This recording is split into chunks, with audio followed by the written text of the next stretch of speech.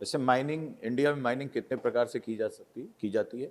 जी sir, इसके majorly 2 तरीके हैं सर। हुँ, एक तो अंडरग्राउंड माइनिंग होती है, एक ओपन कास्ट माइनिंग होती है सर। हुँ। नुकसान किसमें ज़्यादा है? सर दोनों के अपने-अपने नुकसान हैं, परंतु जो इंडिया की जो कंडीशंस है, उनको देखते हुए सर जो ओपन कास्ट माइनिंग है, सर उसको थोड़ा कम प्रेफ़र किया जाता है क्योंकि उसमें जो पॉल्यूशन है, जो एनवायरमेंटल लॉस है, वो काफ़ी ज़्यादा होता है सर कंपैरेटिवली अंडरग्राउंड अच्छा, माइनिंग के। जी सर। अभी last to last year north east के एक स्टेट में कोल माइन, जी सर। और वो उसमें बहुत सारे श्रमिक दब के मर गए। तो ऐसे हालात में, ये तो 70s की डेकेड की बात थी और जी। हम 21 सेंचुरी में भी इस हालात से गुज़र रहे हैं। तो क्या हमने कुछ सीखा नहीं? सर, इसमें जो कंडीशंस है सर, जो इंडिया में कोल सीम्स हैं, उनकी सर एक जो जियोमॉर्फोलॉजिकल दिक्कत है, उसकी वजह से आ रही है सर कि जो कोल सीम है सर, वो रेगुलर नहीं है इंडिया के अंदर। उसका एक कारण है सर, जबकि हिमालय की फॉर्मेशन हुई थी, तो इन जो प्लेट टेक्टोनिक्स की मूवमेंट्स थी, उसकी वजह से सर जो कोल सीम थी, वो कभी भी इंडिया में कहीं भी ज़्यादा रेगुलर नहीं रही हैं सर। और उसकी वजह से सर जो माइनिंग के जो मेथड्स होते हैं, वो सर नॉन इकोनॉमिकल हो जाते हैं। उनको इकोनॉमिकल बनाने के लिए कहीं न कहीं सर जो इल्लीगल माइनिंग का यूज़ किया जाता है, जिसमें सेफ्टी स्टैंडर्ड्स को सर दरकिनार कर दिया जाता है। उसकी वजह से सर एक से एक्सीडेंट ज़्यादा होते हैं इंडिया में, जो ऑल ओवर द वर्ल्ड के कंपैरिज़न में हम यदि देखें तो। आपने आईआईटी बीएचयू से किया है। जी सर। बीएचयू की एक यूनिकनेस है, एक यूनिक क्वालिटी है जो और किसी सेंट्रल यूनिवर्सिटी की नहीं है। क्या? सर ये बीएचयू एशिया की सबसे बड़ी रेजिडेंशियल यूनिवर्सिटी है सर।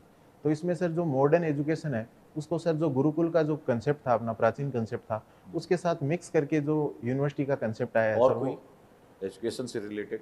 ये तो लार्जेस्ट और वो है, मैं समझ गया। जी सर, दूसरी सर जो बीएचयू की जो विशेष बात है सर, कि यहाँ पे सर सबसे ज़्यादा डिपार्टमेंट्स हैं किसी भी यूनिवर्सिटी के कंपैरिज़न में। हुँ। तो यहाँ पे 158 डिपार्टमेंट्स हैं, जिसमें साइंस, टेक्नोलॉजी। अच्छा, आपको ऐसा नहीं लगता कि बीएचयू, जब हम बात बोलते हैं हिंदू, बनारस हिंदू या काशी हिंदू विश्वविद्यालय, जी तो सर। आपको ऐसा नहीं लगता कि अब एक तरफ हम अपने प्रिएम्बल में लिखते हैं कि हम धर्मनिरपेक्ष सेक्युलर हैं, जी सर। और फिर हिंदू, इतनी प्रेस्टिजियस यूनिवर्सिटी इंस्टीट्यूशन में हिंदू शब्द लगा है। जी। 1916 में रेलेवेंट था, जी लेकिन सर। अब क्या नहीं लगता कि ये काशी हिंदू विश्वविद्यालय, हिंदू विश्वविद्यालय और ये सब शब्दों से खासकर जो रिलीजन बेस को दिखाते हों, इसको हम अब हटा देना चाहिए अमेंडमेंट करके? जी सर। जो मैं इसके फ़ेवर में नहीं हूँ सर, जो क बनारस हिंदू विश्वविद्यालय है सर, वो अब एक हेरिटेज का पार्ट बन चुका है हमारी। जो हमारी विरासत बन चुका है, तो सर उसके नाम से वो फ़ेमस है। तो यदि उसमें सर हम किसी भी इंस्टीट्यूट का नाम चेंज करते हैं, तो सर फिर वो एक ट्रेंड स्टार्ट हो जाएगा सर। फिर अलीगढ़ मुस्लिम यूनिवर्सिटी का भी नाम के भी लिए बोला जाएगा। कर दिया जाए? फिर जो आगे सर जो फ़ॉरेन जो लोग थे, उनके नाम पे सर बहुत सारे इंस्टीट्यूट्स का नाम रखा गया है। उनको चेंज करने की भी कवायद चलेगी, और उससे ज़्यादा हमें फ़ोकस करना चाहिए कि एजुकेशन में रिफ़ॉर्म्स कैसे लाए जाएँ। अच्छा, माना जाता है बनारस, चूँकि आप रहे 4 साल, 5 साल, जी सर। कहा जाता है 3 पहाड़ों पर बसा हुआ है, त्रिशूल उसी लिए कहा गया। जी सर। आप जानते हैं कौन से वो 3 स्तंभ हैं जिन पे कहा जाता है बनारस है, और वो तो इसीलिए कहा जाता है ऊँचा उठा हुआ है, त्रिशूल पे है?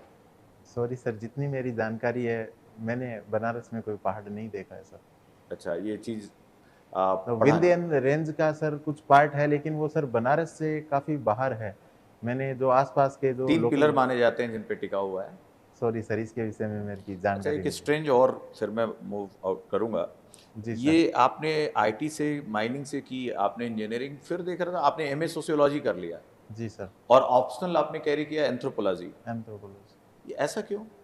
सर जो एंथ्रोपोलॉजी ऑप्शनल लेने का डिसीज़न सर मेरा पहला डिसीज़न था। हुँ। तो सर उसके बाद जो मेरी लोकल यूनिवर्सिटी थी, महाराजा गंगा सिंह यूनिवर्सिटी, तो वहाँ पे sir anthropology as a subject available नहीं था, और सोशियोलॉजी काफ़ी सिमिलर है, उसको ट्विन सिस्टर ऑफ एंथ्रोपोलॉजी बोलते हैं सर। हुँ। तो मैंने सोचा कि जो सोशियोलॉजी का नॉलेज है, उससे मेरे एंथ्रोपोलॉजी के जो नॉलेज है वो इनरिच भी हो जाएगा, और मुझे लगा ये तो कहीं सब्जेक्ट और में। जहाँ एंथ्रोपोलॉजी होता डायरेक्ट आप पढ़ लेते, कहीं और वहीं से करना क्यों ज़रूरी था आपके लिए?